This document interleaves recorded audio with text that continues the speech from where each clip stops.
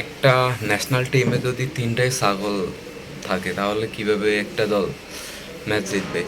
আমাদের ন্যাশনাল টিমে প্লেয়ার হচ্ছে 11টা, এর মধ্যে হচ্ছে তিনটা ছাগল। বড় ছাগল হচ্ছে সুইংগাম জাকের, কবিতা হৃদয় 2 নম্বর ছাগল, থার্ড হচ্ছে শামীম ছাগল।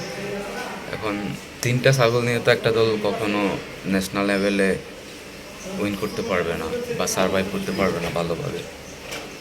আমি যদি ন্যাশনাল টিমের সিলেক্টর থাকতাম, মানে জাকির আলী, তাই হৃদয়, মানে ওদেরকে আমি ন্যাশনাল টিমে তো দূরের কথা ভাই, ওদেরকে আমি মানে পাড়ার মহল্লায় যে ক্রিকেট টুর্নামেন্ট হয় না, ওইসব দলও রাখতাম না।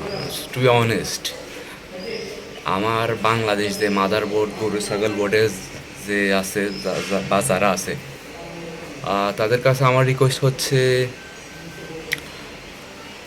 মানে এদের সাথে নারী ক্রিকেট টিমের, ইন্ডিয়া নারী ক্রিকেট টিম, ফুটবল নারী, সরি ইন্ডিয়ান নারী ক্রিকেট টিম, অস্ট্রেলিয়া নারী ক্রিকেট টিমের সাথে খেলা, মানে সিরিজ আয়োজন করা উচিত। ওদের সাথে খেললেও হয় কি, ওরা এক হয়, ওদের সাথে সিরিজ না জিতলেও, ম্যাচ না জিতলেও ওদের থেকে কোয়ালিটি সম্পূর্ণ ক্রিকেট ওরা শিখতে পারবে। সো এটা বেনিফিট হইব এদের। আধুনিক ক্রিকেটে মানে ওরা কতটা পিছিয়ে, অ্যাজ এ দেশ হিসাবে যেমন আমরা আধুনিক বিশ্ব থেকে অনেক পিছিয়ে আছি, ঠিক ক্রিকেটও আমরা অনেক পিছিয়ে আছি। এখন